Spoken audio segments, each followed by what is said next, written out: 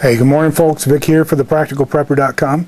It's just December 1st, December 2nd, and I've got to do something real quick. I had planned on doing this in a week or so, but looks like weather's going to force me to get it done early. And that is, I'm going to add heating during the winter to the water for the chickens. Now, outside I've been using a 5-gallon bucket, and the inside of the coop I've been using this 2-gallon right here. And they're both nipple feeders. What I'm going to do is I'm going to take this one out of service for now and go to a 5-gallon, simply because if it gets cold enough in there, the door won't open, and they're going to need more water inside than outside, even though they drink less during the winter. But I pretty much put these nipple feeders together earlier in the year, and got one inside and one outside, and it's by far a lot cheaper to get your own buckets, buy the little nipple feeders, and do it yourself. Because what they want for a bucket with nipples on it, it's ridiculous.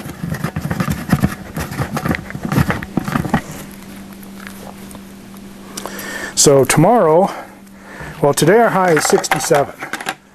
Tomorrow it looks like our high will be 30. And the lows are going to be heading toward the single digits by Wednesday. So putting this on should do a whole lot. If you haven't done a nipple feeder, they're really easy to do. Just take a bucket. This one's clean. It's in fine shape. I think I actually had a little grout stored in this one, so it just wipes right off. I already worked out the size of the drill bit, so it's pretty simple.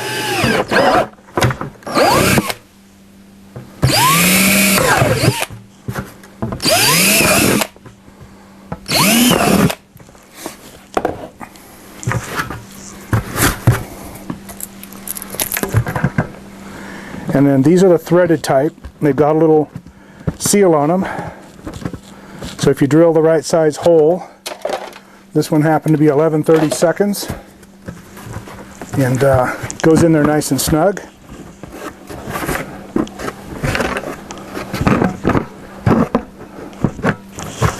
There, it's all set. Like I say, they're really quick to do. I would never pay for a gargantuan amount of money. They want to hand you a bucket with nipples on it.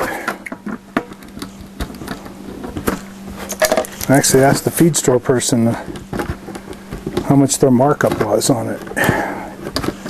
Wasn't real pleased with me. But your nipples you can buy for, these guys you can buy for, I think it's $1.95 a piece. The bucket, if you got another bucket around, just clean the bucket up, get a lid for it,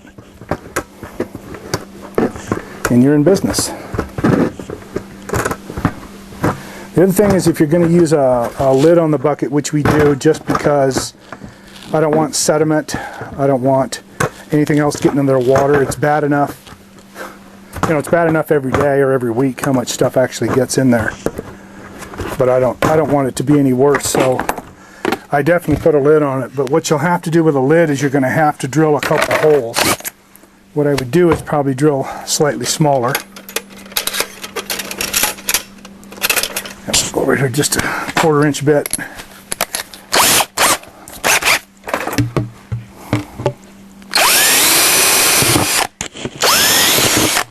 And I just drill 2. And what that is without that, this will create a seal and these things won't drip. There'll be a vacuum. So with that breaks the vacuum and allows it to operate. So now it's all set. Something else I do is across the bucket is I'll add a jack chain piece here. Jack chain is just a marvelous tool if you're not using it around your place. It's too easy, it's too versatile. It'll support a lot of weight. We've got 5-gallon buckets on this jack chain and it does great. Simple to use. We use it in the electrical industry all the time. Most of your lights overhead are hung by this stuff because it's so strong. So this guy is pretty much ready. I'm going to reuse the one that's outside, the outside dripper that's in the run area. I'll reuse that. So what I'm adding is heat. And these little units right here are put out by K&H Farm Essentials. I'll show you the box here real quick. So this is what they are. And this one is 250 watts. And, well, let's not show you the French side because it doesn't make any sense anyway.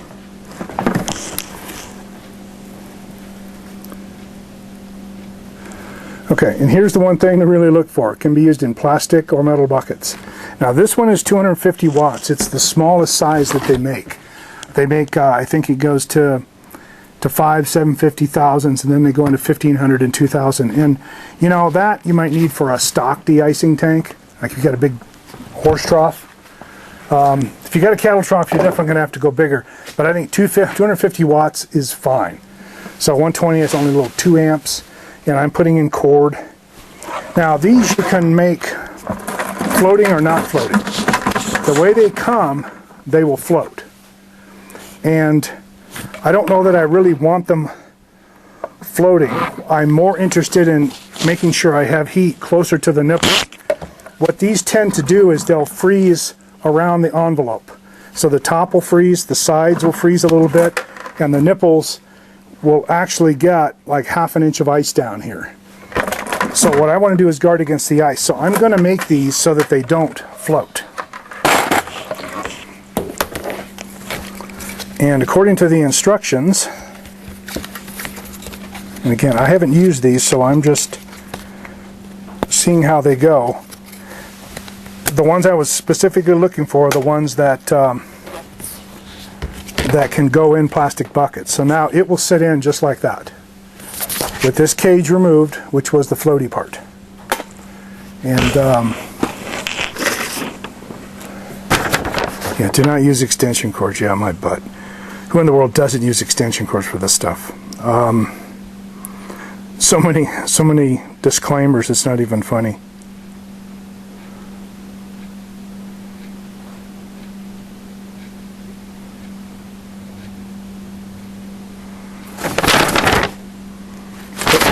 That's it. So this thing, I guess you were supposed to spin it off. I think their directions need directions.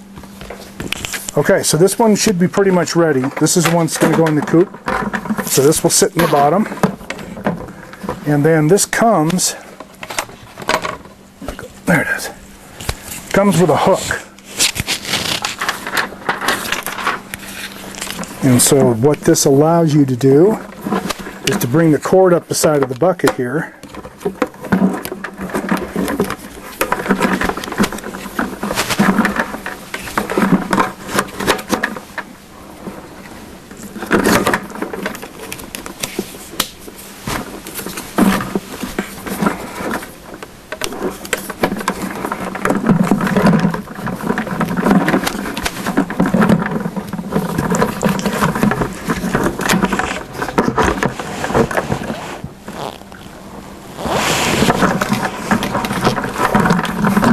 Just looking at the dimension here, they don't really get you real clear directions on how all this goes together, but there.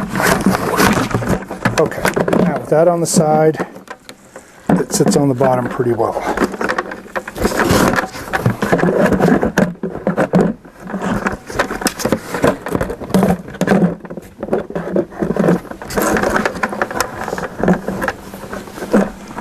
So I think that'll work.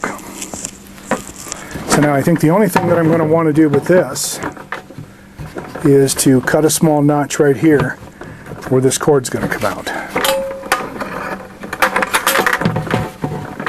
And then what this cord will do is I'll just bring it out here and I'll bring it back over and clip it up here, tie wrap it up here to the jack chain. And then this will plug into my extension running over. And I'm going to make up my own extensions here in just a minute. So let me cut this and we'll be right back. Okay, I think we've got this one conquered. So there she be. There's our cord. There's our jack chain. So now this is all set. When we're ready, hook into that piece right there. And that should hang the whole jug. So to take this one out, we're going to have to modify the other one.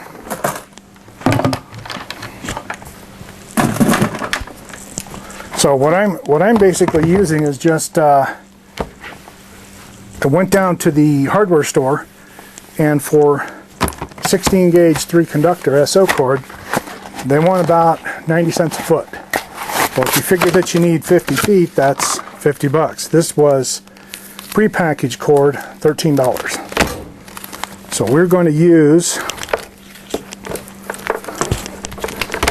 we can use half of this. So what we need are 2 cord ends, 2 male connector ends, and we need 2 female cord cap ends. Well, we got one of each here, so all we need is one more set, which I picked up at the store. And that will put everything together. So now we'll run down and we'll put this through. We'll run it. I've got everything here to strap it. The way we're going to control these is pretty much with this little unit right here. We're going to use this Easy Heat Freeze, and it's a receptacle that also has a thermostat. Check this out. So this is it, Easy Heat. Plugs right into a regular wall outlet, U-ground wall outlet, 15-20 amp circuit, and has an outlet here. The thermostat comes on at 38, goes off at 50. And since I'm going to plug 2 units in, I just added this little adapter to it. Since this is indoor, it doesn't have to be weatherproof. So this will be indoor in one of the outlets that I put in specifically for this heating, and now I'm going to utilize them out in the coop. And we'll be able to plug 2 of the heaters in and keep each bucket in good shape, and won't have to run out in the morning thinking, shit, I got to go change those damn buckets again because I know they're frozen. So let me gather this stuff together. We'll meet you out there, and weather permitting, wind permitting, we'll show you what else we're doing and finishing it up. Okay, folks, let me show you what we got here. We're trying to hurry. Winds are almost 30 miles an hour, gusting to about 37, 38 right now. So this is what I got set up here. Of course, I just put fresh water in and birds go nuts. But I'll give you a shot down inside. So right there you can see the heater in the bottom. And it's right side up. And so what I've done is it'll come out. I'm going to run it up with this cord, which is tie wrapped to the jack chain. And then it just kind of followed along the edge of the coop, comes over, down the wall, and in. And I'll caulk that hole real quick when I'm done. So then this will go inside, and then right inside here, you can see that plug right there is probably where I'm going to plug everything in. But we'll see. Right now all these birds are enjoying the outside as much as they can, and I'm hurrying up to get this completed. So I'll show you the new setup inside once we get that moving along. Oh, somebody's a little antsy. Okay, so this is the Expedient Electrician. I think that bucket's probably a little too high. Anyway, here's the inside coop one, and that's got the bucket heater. And because it's Expedient, I used 1 cord and I didn't cut it into little pieces to make a really nice fit, so everything's adjustable. And when I'm done with this particular task, I can roll this stuff up and use it for something else. So I went ahead, so this is that heat unit that I was talking about, so it's plugged in, and both are, right now they're not active, it's not cool enough for them, but when it gets cold enough, it'll turn on. So we'll have, this bucket will have hot water, or excuse me, not frozen water, and same for the outside as well. So we'll see how this worked. I think once this is done, I'll probably take out all this temporary, and I'll do some permanent wiring in here so it looks like we planned on this.